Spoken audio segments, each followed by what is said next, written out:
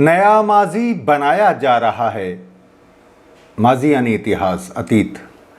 नया माजी बनाया जा रहा है, नए हथियार ढाले जा रहे हैं, समय पे मिट्टी डाली जा रही है, गड़े मुर्दे उखाड़े जा रहे हैं।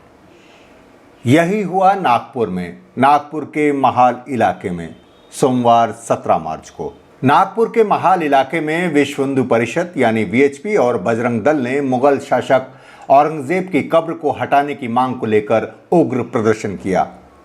इस दौरान औरंगजेब की कब्र का पुतला भी जलाया गया। कहा जाता है कि पुतले के साथ एक पवित्र चादर भी जलाई गई, हालांकि इसकी पुष्टि नहीं हो सकी है। इस घटना का वीडियो वायरल होने के बाद इलाके में तनाव बढ़ गया और हिंदू मुस्लिम दोनों समुदाय एक दूसरे के सामने आ गए। इसके नतीजे में पथराव, आगजनी और तोड़फोड़ की घटनाएं हुई। इस हिंसा में कई लोग घायल हुए हैं, जिनमें 15 पुलिसकर्मी भी बताए जाते हैं। स्थिति को नियंत्रित करने के लिए नागपुर के कुछ हिस्सों में अनिश्चितकालीन कर्फ्यू लगा दिया गया है और बड़ी संख्या में लोगों को गिरफ्तार किया गया है। इस घटना को लेकर पक्ष और विपक्ष की कई प्रतिक्रियाएं सामने आई हैं। विपक्ष ने हिंसा के पीछे बीजेपी की साजिश बताई है, क्योंकि जिस तरह लंबे समय से औरंगजेब के नाम को लेकर नफरत का माहौल बनाया जा रहा था, उसमें देर सबेर ऐसा होना तय था। औरंगजेब की कब्र को लेकर महाराष्ट्र के मुख्यमंत्री देवेंद्र फडणवीस कई बार बयान दे चुके हैं, लेकिन अब वो इस हिंसा की निंदा करते हुए कहते हैं कि कानून व्यवस्था बनाए रखना सर्वोच्च प्राथमिकता है और दोषियों के खिलाफ सख्त कार्रवाई की जाएगी। उप मुख्यमंत्री एकनाथ शिंदे ने हिंसा को पूर्व नियोजित बताते हुए कहा कि पुलिस, समाज और आम लोगों पर हमला करने वालों को बख्शा नहीं जाएगा। भाजपा सांसद दिनेश शर्मा ने कहा कि औरंगजेब की विचारधारा को बढ़ावा देना उचित नहीं है और कांग्रेस को ऐसी सोच से बचना चाहिए। हालांकि इसमें कांग्रेस का कोई रोल नहीं, इसमें कहीं कोई सीन में नहीं है। कांग्रेस सरकार अपने बचाव में कानून व्यवस्था की बात कर रही है, लेकिन विपक्ष ने इस घटना के लिए सरकार पर तीखा हमला किया है। शिवसेना उद्धव गुट के सांसद संजय राउत ने आरोप लगाया कि नागपुर में हिंसा भड़काने के पीछे भाजपा का हाथ है। राउत ने कहा, नागपुर में हिंसा होने का कोई कारण नहीं है। यहीं पर राष्ट्रीय स्वयंसेवक यानी आरएसएस का मुख्यालय है और देवेंद्र फडणवीस का निर्वाचन क्षेत्र भी यही है। वहां हिंसा फैलाने की हिम्मत कौन कर सकता है? हिंदुओं को डराने, अपने ही लोगों से उन पर हमला करवाने और फिर उन्हें भड़काकर दंगों में शामिल करने का यह एक नया पैटर्न है। शिवसेना उद्धव की ही प्रियंका चतुर्वेदी ने राज्य सरकार पर निशाना साधते हुए कहा कि महाराष्ट्र को रणनीतिक रूप से निवेश के लिए अनाकर्षक बनाने की दिशा में ले जाया जा रहा है, ताकि पड़ोसी राज्य गुजरात को लाभ मिल सके। एआईएमआईएम प्रवक्ता वारिस पठान ने कहा कि हम ऐसी हर हिंसा की निंदा करते हैं। महाराष्ट्र सरकार को इस बात की जांच करनी चाहिए कि ऐसी हिंसा क्यों हुई।